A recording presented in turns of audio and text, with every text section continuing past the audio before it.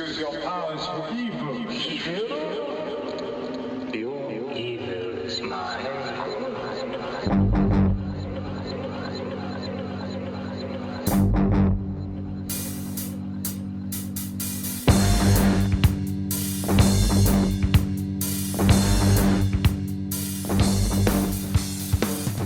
Hello, and welcome to a brand new, spanking clean, mint out of the box episode of Next Stop Everywhere, your podcast all about Doctor Who. I am Jesse Jackson, and joining me today is my comrade in arms, Charles Skaggs. Hey, Charles. Hi, Jesse. How are you today? I am great. I am fresh back from Comicpalooza, where I got to spend some time with Dan Starkey, and I got to spend a lot of time with Tom Zoller. Always cool. Yeah, always cool. And we had, it was a great time. And in fact, I was, Sunday night, I was invited over to a friend's, Alex's house, and he said, he says, Walter and Louise Simonson are coming over. I'm like, okay, that's pretty cool. That is awesome. He says, Terry Moore goes to my church, so him and Robin will be there. Okay. Name dropper. Yeah. So, and Katie Cook from My Little Pony Frame was there. Katie can draw. Yes. And so, and Tom. And so Tom and I were like, wow, we're really in good company. So it was a lot of fun, and we actually got to spend a little time, so it was very, very awesome. That's cool. You know what was the coolest part of going to Comicpalooza? What? Before, I drove down to visit my mom for 2 or 3 days, and I listened to Spare Parts. And right. I didn't get it. I didn't like it much. Really? And then I looked at my phone, and I may have had it on the scramble. Okay. Shuffle. So you were shuffling the episode around, yes. And so you're probably completely lost. I may have done that. So on my way from my mom's house to Houston, which is about a 3-hour drive, I restarted it and made sure it wasn't pushed on shuffle. It was fresh in the morning, and I got to tell you, I loved the hell out of this episode. It's amazing how much better they are when you listen to it in order. Yes, and I don't know. I couldn't swear that it was all out of order, but I don't know if it just listening to it a second time. I kind of knew some beats because, listening the first time, I understood enough of what was happening that, this is the origin of the Cybermen. Yeah. And how, and everything with that. But listening to it the second time, I tell you what, this is both you and, you had said in our last episode that, the very first Doctor Who episode we listened to, was Sirens of Time. Yeah. Sirens of Time was significant because it was the first one, but you would not raise it up as an example of great drama. Right. I told you that they do get better. Yes. So hopefully by now you believe me that they get better. I absolutely do. What did you think of the episode? Well, those of us fuddy-duddies who get the CD, so we don't have to worry about listening to them out there. So advantage, Charles, just make one up there for me. I dig the hell out of this story too. It's pretty much widely accepted now that this is the, official, air quotes, origin of the Cybermen.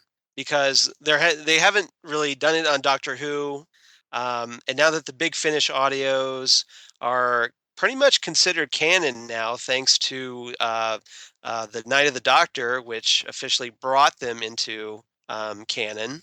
Yeah. So kudos to Stephen Moffat for that. And this story in particular was loved so much by Russell T Davies, the previous showrunner, that it was kind of the inspiration for Rise of the Cybermen, The Age of Steel, the David Tennant story where you had like an alternate Earth and getting their origin of the Cybermen. So there was a lot of similar elements, even though it's not a direct adaptation of Spare Parts, which I think is a good thing. But because this Spare Parts story centers around Mondas, the official Cybermen, not the alternate universe Cybermen, it's pretty much considered the official origin until something more official comes along to replace it, like an actual TV story. Yeah, I was reading that that after I'd listened to it, that they actually gave story credit, and the writer of this got a fee, even though, and Russell D. Davies said even though they changed the story a lot and made it different, they said the whole idea of the story wouldn't have happened without this one. So Yeah. very cool. Get ready to take a drink. Ken Schaefer, friend of the podcast and my second oldest Doctor Who buddy, sent me a email while I was out, visiting mom and everything. He says, "Have you started Spare Parts yet?" He says, "I have, and it is creepy."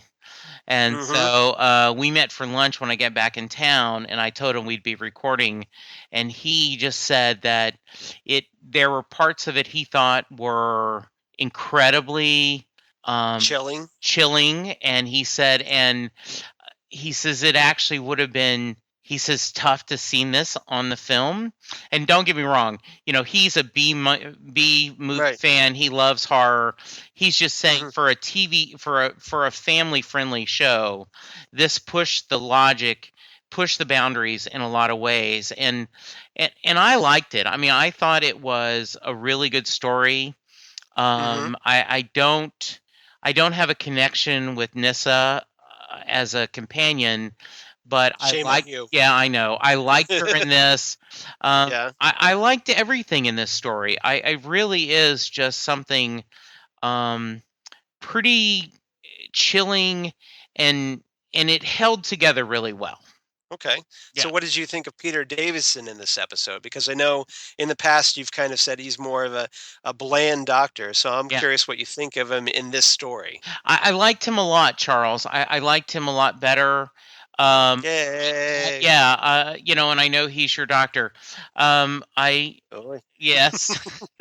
For those of you who don't know, Charles just stood up on his little it flashed. Yes, we don't we don't record the show for video to put out, but we have video, so Charles and I can see. You're welcome for that. Yeah, Charles and I can see our faces so that we don't speak over as much to each other, and we can kind of feel what's going on. So he just stood up and showed his little Peter Davison T-shirt.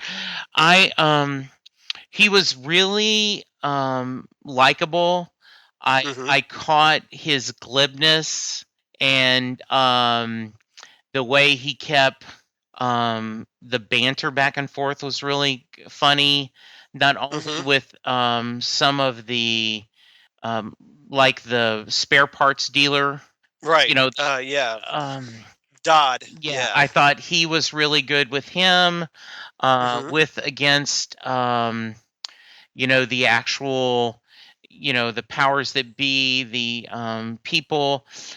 He did a few typical doctor speech, where and so this was everything I wanted in an adventure. And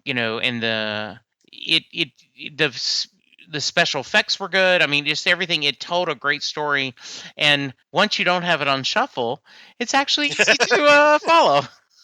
How crazy is that? How crazy is that? All right. So do you want to run down this story? Absolutely.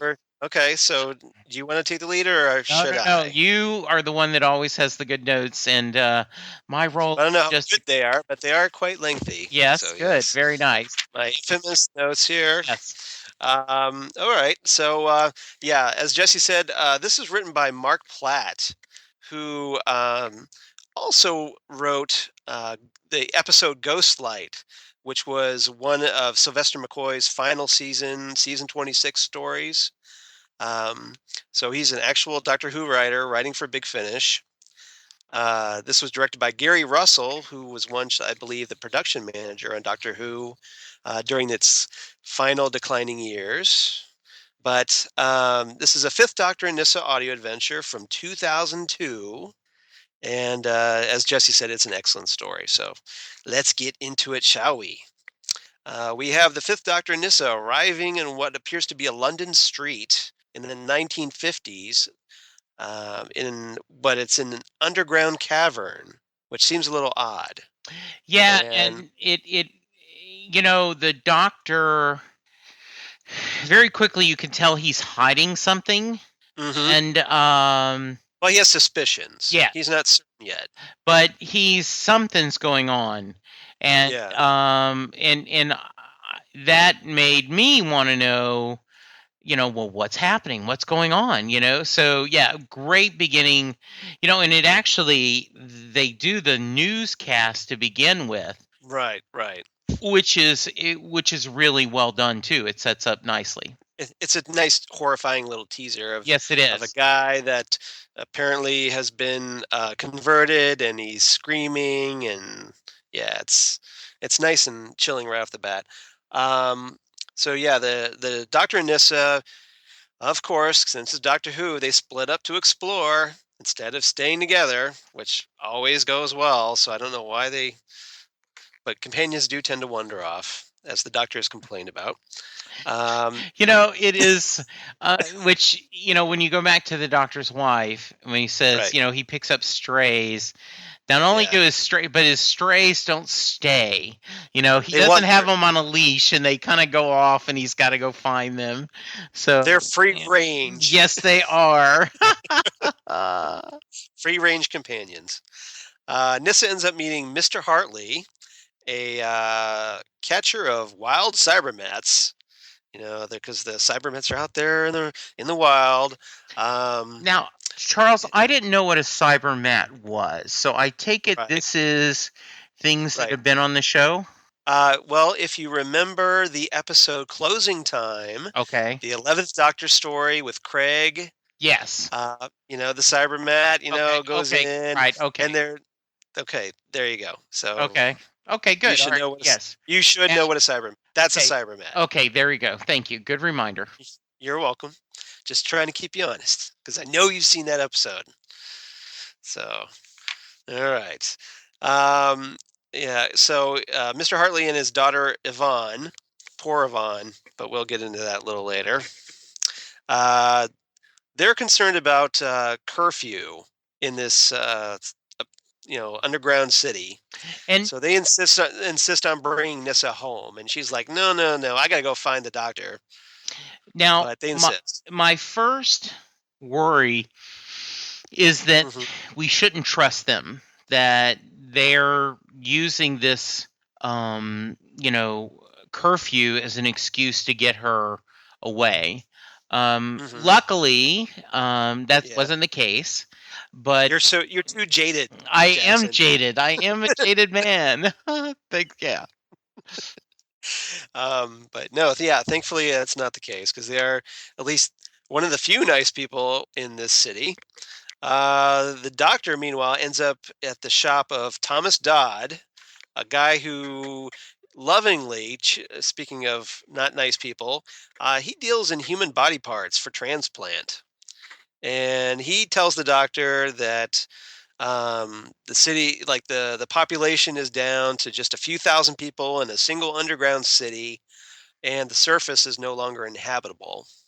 So right there, the Doctor's like, oh crap, this is Mondas, the home of the Cybermen. Yeah, the spare parts made me think of the Isaac Asimov short story or novella, The Bicentennial Man. Right. Where, because the thought about, they have the discussion, there isn't much call for the original now. Everyone wants the mechanical versions. And that was an interesting twist. And later they talk about trying to raise money by giving away their organs and such. And so a creepy but interesting kind of side plot. Right. And and the whole idea of body transplants and whatnot, that's obviously something that relates very well to today. And then you've got the whole issue where, some with the addition of like bionic limbs and artificial hearts and whatnot. So we're starting to cross that line into the singularity of the union of man and machine. So there's that whole ethical dilemma, Yeah, it the moral is. dilemma. So it's a very science fiction-y story idea. And the Cybermen, I mean, you got to realize the Cybermen were created in 1966, years before those knockoffs, the Borg. So anyone who tries to tell you different, they don't know what they're talking about. It's Cybermen, far greater than the Borg. Okay, the Borg are the cheap knockoffs. So let's put that to rest right there. That's right. So now, Cybermen were first. Yes, I was. I know. I have a little love for Star Trek, but I will grant that for you. Absolutely. Resistance was futile long before it was useless. Very nice. No, I'm sorry, useless long before it was futile. See, I've got it screwed up. Yes. So yeah, it was useless long before it was futile. All right. The Doctor obviously wants to go back to the TARDIS pretty darn quickly, but of course the curfew's fallen. So outside the shop, the Doctor and Dodd end up confronting a cybernetic policeman. And, this is like essentially close to a Cyberman, at least an old school Cyberman, back during the 10th Planet era, where they used to looks like they had socks on their faces, and then they had like a headlamp on their top of their head, and what looked like an accordion on as their chest plate. But it's they're very prototype. It's not obviously the Cybermen that we're used to today in the Matt Smith and Peter Capaldi areas by any means. They managed to get away though. Did you know it was? I mean, I suspected they were the Cybermen right away. So I don't think they're trying to fool us on that. No. And it was, it's one of those story things. J. Michael Straczynski talks about that sometimes, like the first time you watch Babylon 5, you don't know what's going on. You don't know what the hole in the mind is of Sinclair. And then later when you find out, and he talked about that, if people watch the TV movie they made first, and then you watch the first season, you know what he's talking about, even though the characters don't. So, and it's a different kind of mystery. And so this is the same thing. I'm, as listening, going, oh my goodness, this is not bad. This is bad. This is not good. We could have, this is the Cybermen. What are we going to do? So, it from my perspective, and knowing nothing about the episode when I joined it, since I don't have. So even though you didn't read the description or anything when you downloaded it? No, it was on sale. Okay. It was $1.99. It was that's a bargain. Yeah, I picked 4 or 5, that were inexpensive, brought them down, and then when we were talking last episode, you said, "Well, this is a good one. Let's listen to that." So I knew hardly anything about it, and so once you heard, you're going, "Oh, wait a minute." Yeah. And then the awareness, oh my God, this could be the secret untold origin of the Cybermen. Yep. And so it was like, and you can't see, but I'm just like being all happy and everything. That's adorable. Okay.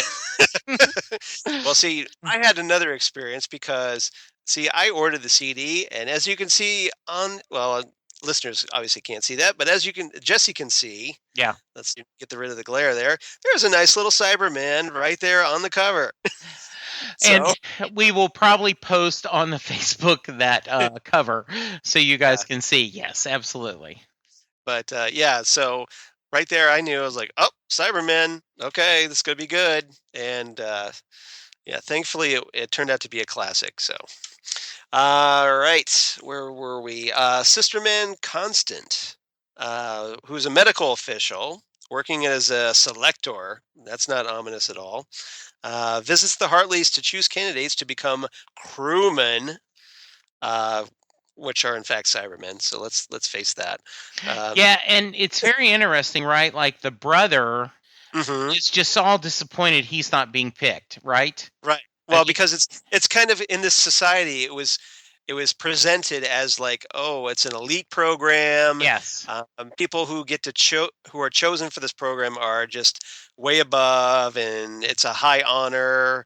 And so, let this be a lesson to you that if somebody and like some official tries to say, "Hey, why don't you join this mysterious program?" Because just because we consider it special, may not be that special, or at least maybe not special to you.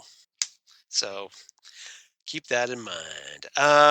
Yeah. So she's looking for crewmen to work on this propulsion system on the surface of the planet, and she gets suspicious of Nyssa, and later reports Nyssa's presence to her superiors. So she's already not a nice person, and not nice people have a way of getting what's coming to them on Doctor Who.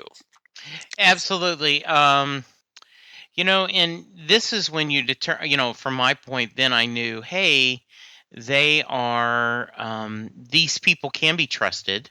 Hmm. This is something that it should be okay. And there's just something very satisfying about hating a uptight Bureaucrat. bureaucrat in charge, be it male, Hmm. female. Those are people you just love to loathe. And Yep, this and was you a love just it, go ahead. and you love it when they get what's coming to them. Oh, absolutely. Absolutely. So, yep. The Doctor and Dodd, meanwhile, discover that the police are digging up the church graveyard for body parts. So, and Stephen Moffat's furiously writing down the idea for Death in Heaven to use this idea. Yes. He's like, "Oh, that Cybermen getting bodies out of graveyards. That's brilliant. I'm going to use that." Attacked by a policeman, the Doctor kills it by pushing it into a church clock mechanism, which the Doctor can get around his no killing rule by killing Cybermen who essentially are already dead anyway. Uh, Absolutely. the Doctor sounds the church bell. Summoning the population, hoping that the people will stop the development of the Cybermen, and that doesn't go too well. No, it doesn't. But he tries. Yeah. The police arrive at the Hartleys looking for Nyssa. She takes off but only after Yvonne gives her pet cybermat, Maddie. So there's a great name right there. It's like, what do we call it? Maddie. Yeah, Cybermat. Okay. Says here's my pet cybermat as a present. Maddie, Oh, Matt the great. Cybermat. Yep. Yep. Okay. Maybe Donnie the Dalek will be the next toy we can buy. Or Angela the Angel. The Weeping Angel. Yeah. Yes. Exactly. Um, the Central Committee, this mysterious, shadowy group, decide that with electronic speaking voices, so that right there should tell you something. Absolutely. They decide the Doctor and Miss Nyssa must be found and eliminated. Dun dun dun. Yes. The Doctor and Nyssa get back together, reunited, and it feels so good. Nyssa believes that they should intervene to stop the Cybermen's creation. The Doctor, meanwhile, is like, we shouldn't interfere, even though I already tried here by ringing the church bell, but, let's not talk about that. No. Exactly. Yeah, no hypocrisy there. And even though he's really hoping that church bell will change their future, but it doesn't. The TARDIS, unfortunately, becomes stuck after Maddie, the cybermet that Nyssa brings aboard the TARDIS, and needless to say, the Doctor's not happy about the fact that she brings a cybermet in his TARDIS. Yes, that is not my choice of the line, but it was up there. You brought a cybermat on my TARDIS? Yes. Yep.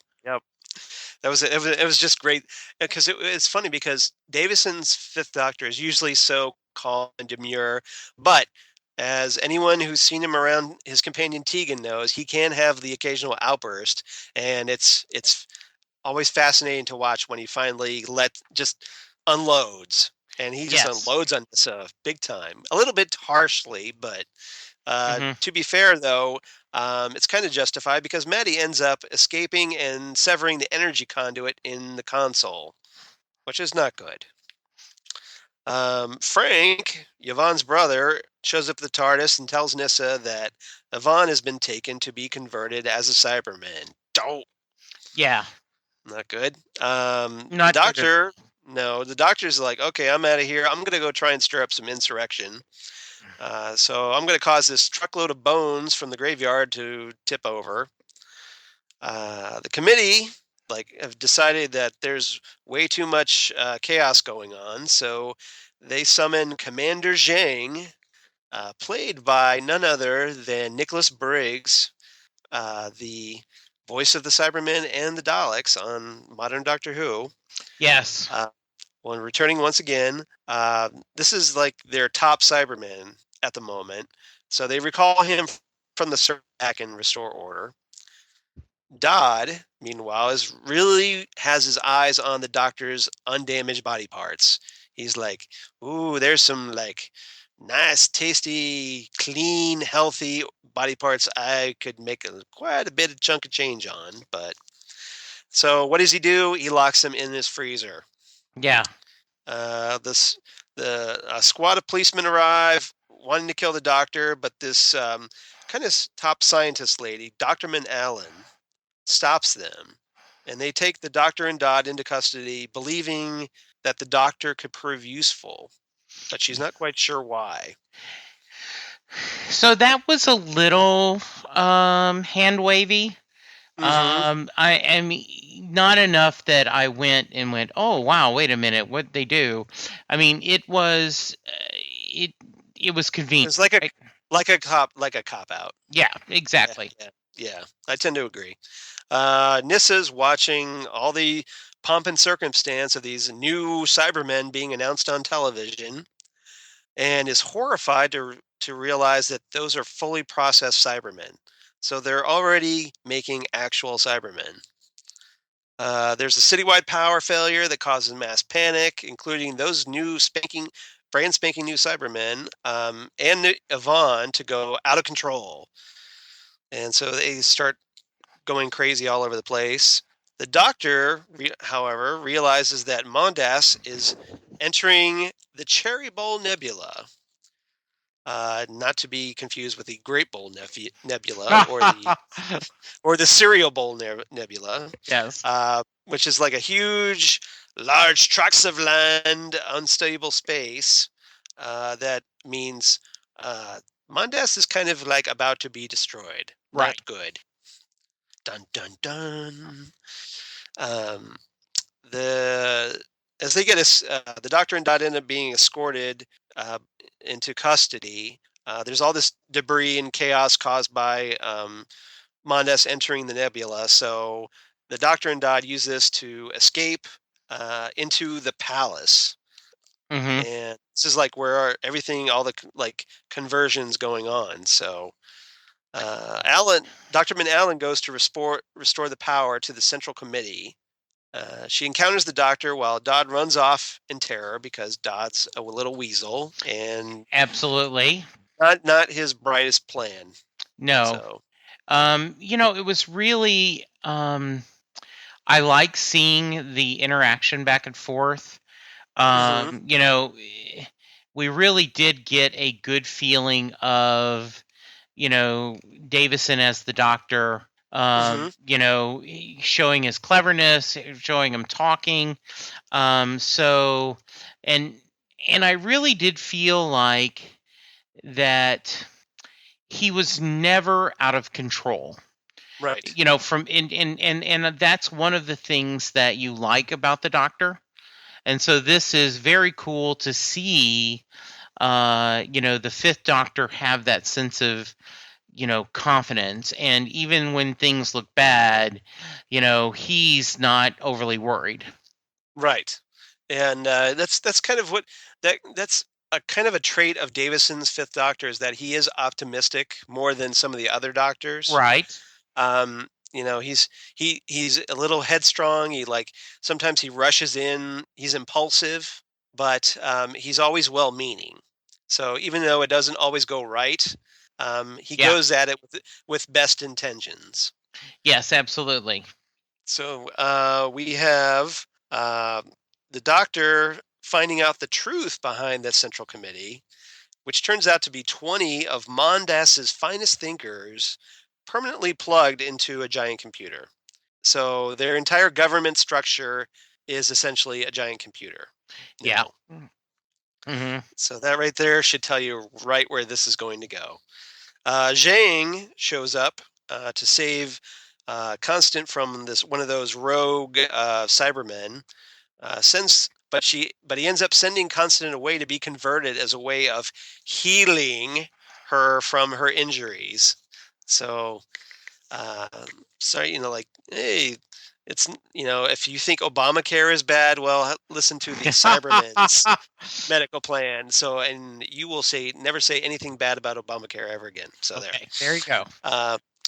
The Doctor closes just as the Doctor's finishing off the final circuit to restore the power. However, Zhang reactivates the power because he's a jerk, and he does that before the Doctor gets clear and shocks him, apparently killing him. But of course, as Doctor Who, we know that's not the case because he didn't regenerate. So there. Right. Exactly.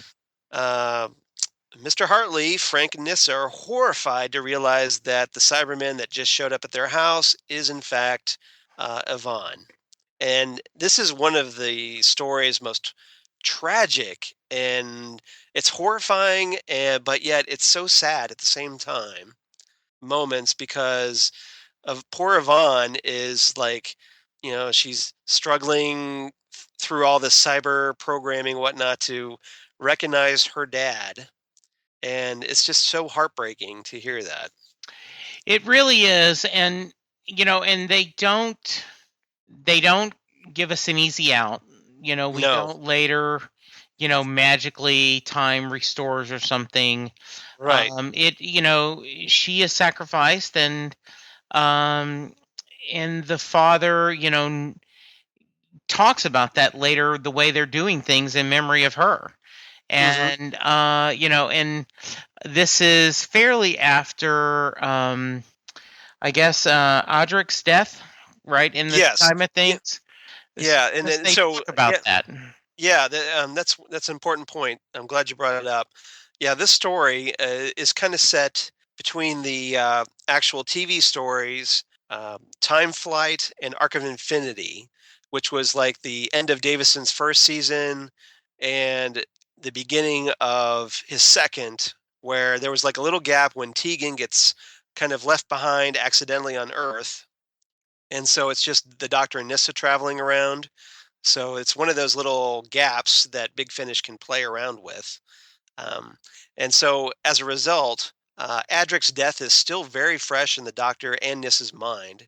And obviously I think it's affecting both of their thinking, because both of them really want to kind of change history and prevent the Cybermen, because maybe they figure if they prevent the Cybermen from becoming evil, then Adric won't die. Yeah, I think you're right. And, and of course that isn't going to happen, but really good and interesting thought. And in a world where little Joe meets a girl, gets married, she dies, and the next week no one talks about it. I always love the fact that there is consequences to what happens in these shows. Adric's death was one of the most important things to happen on Doctor Who, especially for the classic series. So, it's obviously still fresh in the Doctor and Nyssa's mind, and it's kind of affecting their decisions at this point. Yeah. Okay. Good. So, we have Mr. Hartley, Frank, and so we did that. Okay. So yeah, policeman shows up, arrests Nyssa. So big deal there. Really, the Doctor recovers from being almost electrocuted, not regenerating. Right. Doctorman Allan is completely astonished by this because he's like, "There's no way a human should be able to survive that kind of a shock." So the Doctor's like physical resilience, it must be off the chart. Yeah. And so she becomes convinced in her head that he's the solution to all the Cybermen that are kind of like going nuts all over the place. She does a scan on the Doctor, and it finds out that he has an additional lobe in his brain that's not present in humans, which deals with all those kind of bodily functions. And Alan realizes that she can reproduce this on all future Cybermen, which will prevent their bodies from rejecting cybernetic implants. Yes. So this is kind of a big deal because this kind of makes them more indestructible. Right. And the committee's all like on board with this because yes, it will make the Cybermen indestructible. The committee, however, decides that against Zhang's wishes, which is kind of surprising here, that the entire population now needs to be processed. And to go ahead. It's just kind of you're doing circular logic in a way, right? To save these people, we're going to have to do this. But in the process of trying to save things, you end up totally destroying everything that you're trying to protect. Typical, computer, logic that's just kind of that we've seen so many times, right? Yeah. And to achieve maximum efficiency, the committee abandons all remnants of individuality. They had to decide, okay, we're going to adopt a single persona, the Cyber Planner. Yeah. So, and you will become like us. Yes. Alan is not on board with this plan to convert all the Mondasians. Zhang relieves her of her duties, takes command. He's in charge. Turns out his Cybermen have been building this propulsion unit on the surface, which is capable of getting Mondas on a reverse trajectory course out of the Cherry Bowl Nebula. But the Cyber Planner is not on board with that. He wants the power to redirect it so that they can process everybody into Cybermen. Right. So there's a little conflict between the bad guys there. Absolutely. The Cybermen get dispatched to herd everybody, including Mr. Hartley and Frank, into the palace for conversion, the chop shop, as we kind of saw in Rise of the Cybermen on TV. So you get with the buzz saws and yeah. So one of the story elements was introduced for that. Nyssa is completely appalled to confront a Cyberman. She thinks that the Doctor converted into a Cyberman. Yes. But of course, the Doctor turns up and says, "Hi, everybody. I'm not a Cyberman." And Alan reveals that the Cyberman is in fact Thomas Dodd, the idiot that ran off in terror. So he got what was coming to him. Absolutely. Nyssa, realizing that every Cyberman that he's ever met or will ever meet is based on him, the Doctor is just beside himself. He's like, now I've really got to stop this. I was going to stop this before, but now I really got to do it because this is not good. So the Doctor decides to pour wine into these just happens to be around into these nutrient vats that feed the Cyber Planner, causing it to malfunction. So he's going to get the Cyber Planner drunk off his ass. Yes. And without the need for bourbon, I might add. Okay. No. Yeah, well, you wouldn't want to waste that good bourbon on Cybermen. Exactly. Yeah. Okay. I'm just saying that because Jesse's a nice bourbon Yes. aficionado. Yes, we are. Yep. Allan goes to warn the cyberplanner about the uh, altered vats, but Zhang intervenes, deciding that the safety of Mondas takes precedent over the safety of their idiot government. Yes. So I guess I kind of got to go along with Zhang on that one. Absolutely. Uh, the Hartleys escape. We escape somehow, and they save the Doctor and Nyssa by throwing another Cyberman into the nutrient vent because hey, why not? Hmm. The Cyberplanner's like, there's no way the nutrient vats are poisoned, so they tell Allan to be taken away to be processed. Doesn't look good for her. Zhang moves to activate the propulsion unit, however, and until the cyberplanner ends up shooting him. Yeah. Yeah. So there's that. The Hartleys convert the generator into a giant cheeser, which is essentially like a mousetrap kind of thing to attract cybermats because that's what they do. This will apparently cause a massive swarm to attack the cyberplanner. Yes. But of course, the Hartleys end up getting captured again and taken for processing. So they're not good at evading these Cybermen at all. No. The Doctor confronts the drunk cyberplanner. I was like, "You will become like us. I love you, man. No, you're the best, Doctor." Yes. They delay it. The Doctor's hoping to delay it until the Cybermats turn up, which they do. The swarm kills the cyberplanner, and this allows the dying Zhang to activate the propulsion unit that he's been wanting to activate all along. Yes. So Mondas escapes from the Cherry Bowl Nebula, and everybody's saved. The Doctor and Nyssa, they get ready to leave now that it's all over but the shouting. They believe that they've redirected the Cybermen's evolution into something good. Yes. But we find out later that they didn't, did they? No, and I was relieved on that. I thought the tea joke at the end was pretty funny.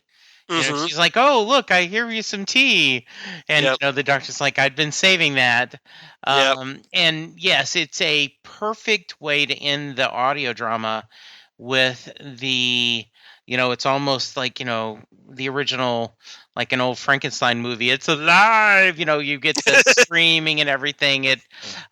Which kind of tells you that you can't all rewriting time is very difficult, and Yes. it writes itself, and so really cool. um and I enjoyed the journey on this thing. A good Yep. story, and really liked the characters and felt for the Dodd family. You mean the Hartley family? Yeah, the Hartley family. Yes. Dodd had it coming. Yes, absolutely. Really? Yes. Yes. Yeah.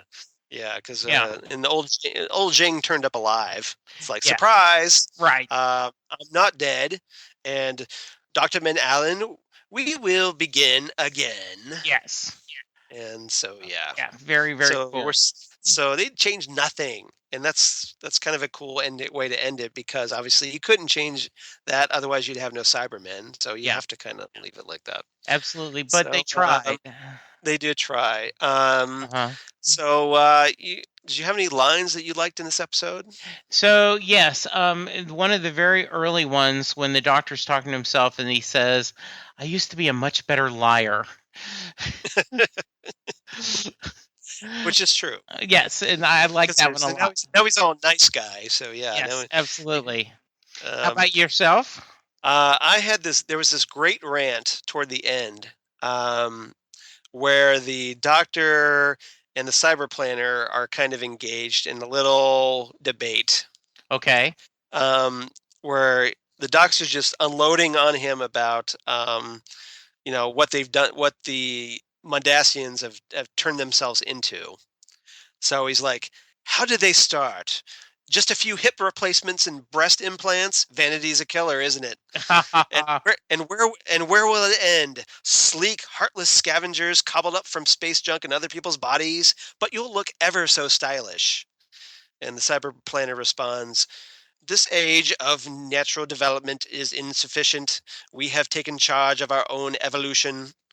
And the doctor responds, excellent! Abolish doctors. Someone call a mechanic. Very nice. A very dramatic reading. So thank Very you. cool. Kudos to Peter Davison because he delivered that brilliantly. I love the exchange. Yes. So that was my favorite quote of the week. Oh, very cool. So how would you rate this? I give this one 9 out of 10 pet cybermats named Maddie. I would give this 9 out of 10 boxes of tea. Okay. Yeah, I was really happy with this one, and has made me now. I'm open to us continuing to explore Big Finish audios. So in our time as we wait for the new season to show up, do you have a reverse the polarity for us? Oh, I do. Of course you do. And it should be a pretty obvious one. Yes. Because I'm going to go back to The 10th Planet by Kit Pedler and Jerry Davis, the creators of the Cybermen. Okay. This was the second serial from season 4 in 1966. And more importantly, it was the final William Hartnell episode story. Okay. It's the first appearance of the Cybermen, the first regeneration. So that's a biggie. We have the first Doctor, Ben and Polly, arriving at the South Pole in 1986. So this is a 1966 story forwarding, going into the future to 1986, which we've already had. So yeah, so that's kind of cute. There's this new planet approaching Earth, and it turns out to be Mondas. So obviously they got the propulsion systems going and kept evolving, and they come into kind of close proximity to Earth. And Mondas is essentially Earth's twin. That it's, even though it's although in Mondasian on Mondas it was like, the Doctor, the Fifth Doctor talks about that the Mondas was kind of like a little bit, technologically behind in a sense because they had 1950s style, even though they should be more advanced than that. And which I just thought that was interesting. But no, I think that'd be good. Yeah. Good.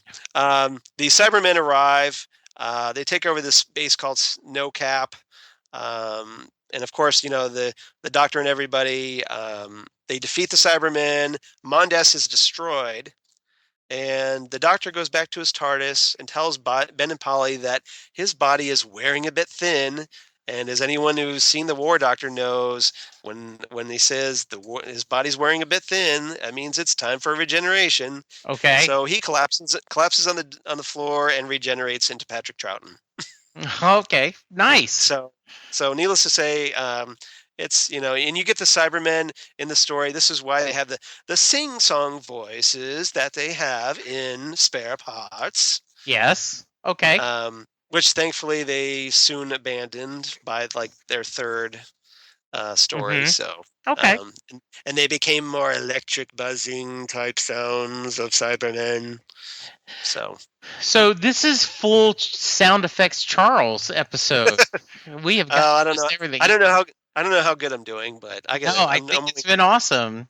Okay. Very nice. Great. So if you love Spare Parts and you want to find out what happens next to the Cybermen, watch The 10th Planet. Absolutely. So we've posted this on our Facebook page, but we wanted to talk about this now. We would like to have some of our listeners join us for episodes in the future. So all you need to do is send an email to nextstopeverywheresmg@gmail.com or send us on Twitter at nextstopsmg. and tell us that you'd like to join us and give us what episode you want to discuss. And we'll make arrangements for you to join the show with us. We'll watch the episode and then we'll talk about it. So we've reached out to a few of our podcasting buddies. And we're going to reach out to other people. So we would love to have a couple of listeners join us as we make through the long, hot, non-Doctor Who summer. Oh, there's no done Doctor Who as long as there's Big Finish audios and DVDs. Absolutely. So no excuses. Dan Starkley did talk about that he's very excited about the new release coming out. I hope you didn't call him Starkley because his name's Starkey. No, I did. Yes, I'm slurring today. No, he was very interesting. He talked about how much he enjoys the Big Finish audios, and I told him that since the current showrunner is busy with Sherlock and Doctor Who, that they should do the Paternoster Gang. Yeah, the Paternoster Gang Big Finish. Yeah. So yeah. Did you ask him my question about what he would like to do with Strax? Yes, he said he would like to see, and spoilers, I am going to be posting the interview, but he said that he would like to see him continue to move forward. He believes that Strax doesn't want to admit that he likes being part of this family. Okay. But he does. That he likes being the butler, and he likes having, being a Sontaran. He likes order and ranks, and he likes having his place in this family. And he's actually as fond of these two as he can be. So he'd like to explore that more, because he would never admit that to himself or anyone else, that he really does enjoy being part of this. Oh, that's awesome. I hope we get to see that someday. Yes, it would be very nice. By the way, one snippet he told me is it was surely by accident he was in the Five-ish Doctors. They were filming, and Peter Davison, which by the way is his doctor, said that... Good man.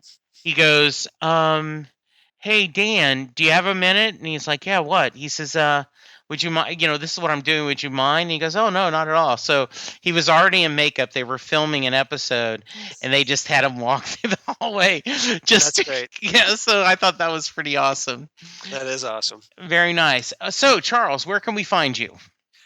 You can find me all over the interwebs. I'm at Charles Skaggs on Twitter and Instagram. On Facebook, Charles Skaggs, and I'm on Google Plus for all you crazy kids on the Google Plus. Shout out to Karen. And my blog of geeky things, Damn Good Coffee and Hot, where I talk about lots of comics and sci-fi things, including Doctor Who. So I hope you'll enjoy it. What are you and Karen doing this summer as the comic book shows drop off on the Fandom Zone? Well, we're down to 2 now. We're just down to iZombie and Daredevil. Yeah. But we are thinking about reviewing the Supergirl pilot that was released, but not officially, but officially because we think CBS leaked it. So just to kind of gauge reaction, both of us have watched it, and we have some issues with it. Even though we kind of like some of it, so it's kind of for us right now, and we think it could be better. So we have some suggestions on how to do that. So we might talk about that. We also were thinking about we might go back and review some of the shows that, since we started late in the television season, we might go back and start discussing the early episodes of Gotham or The Flash, Agents of S.H.I.E.L.D., what have you. Okay. So go back and do some of those. We still trying to get you to come on. Yes. Well, we were hoping for this weekend, but that didn't sadly happen. So hopefully soon. If you if you guys end up talking the pilot, I have not seen it, but if some miracle it showed up in my inbox, I would love to be on the episode to talk that. And if you guys end up doing a Birds of Prey or some other rewatch, we had talked about, I'd love to talk about a couple of Smallville episodes, like the Legion episode or something. Oh yeah, that's a good idea. That would be a fun thing to do. Well, good. We should do some Smallville, especially since I have a little bit of background on Smallville because I wrote for the Daily Planet newspaper that was included with the Smallville Complete Series DVD set. So yes, you did. I did that for DC. I did that for DC Comics. So that's my big claim to fame for Smallville that nobody will know. But 6 degrees of Smallville. Yes. Yeah, and no Kevin Bacon in sight. Okay. I can be reached at JWJ170104. I am in the process of going through Daredevil with the Nuff Said podcast, the podcast without fear, that is on this very same network. We are scheduled to review the next to last episodes, and then we're going to record them. We're going to watch the last one. I will tell you, it has been really tough just watching 2 episodes at a time. I definitely would have loved to binge watch this thing. Really, really good stuff. Yeah, I did binge watch a lot of it. We did like maybe 2 or 3 episodes at a time, but we burned through it. Lori and I, my wife, we got through it in a couple weeks. Yeah. The entire 13 episode run. Karen, to her credit, she's doing 1 at a time. And some of them have been like, oh, I got to know what happens in the next episode. It's killing me. Well, so I would feel sorry for her for going 1 at a time. I would feel sorry for her, but she made me do that when our Farscape podcast. Oh, so this is payback. Yes, it is. So we'll have to do that. All right. So good. Anything else we need to cover, Charles? Just to let everybody know that we would love some iTunes feedback. I haven't gotten any for a while, so hit us up on iTunes. Let us know what you think, good or bad. Hopefully good. We'd love to know what your thoughts, and feel free to drop us a line on our Facebook page or on Twitter, just to kind of let us know what you think of the episodes, what you think of the stories we're covering. Any ideas for stuff you'd like us to talk about? So yes, just keep in touch. We'd love to hear from you guys. So. Much like a tree falling in the forest and no one hears it, podcast dropping and no one gives us feedback. We feel like we're just hello. So yes, please. We're nice people. We'll talk to you. So drop us a line. Do we sound pathetic enough? Probably. Okay, good. All right. Very good. So I will say, let us keep hope alive. And remember, I get the impression they don't know where they're heading for. Come to that, do any of us. That is from Sterling, The Reign of Terror. Ooh. So thank you, guys. We will catch you soon. And next week, we're going to do something a little different, or in the next episode. We are going to go outside canon and talk Peter Cushing Doctor Who movie, right? General Moff Tarkin. Yes. So just fun. We think that would be kind of we're going to end up, I think, missing it mostly, but we're still going to have fun.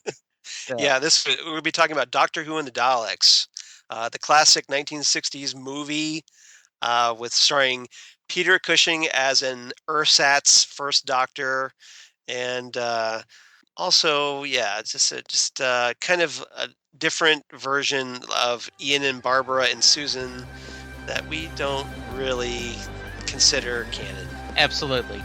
But it'll be fun. We'll have fun talking about it. But it's Doctor Who, and we'll have fun with it because there's a lot of cheesy stuff. Absolutely. For now, thanks everyone. We will talk to you soon, and goodbye. Bye everyone.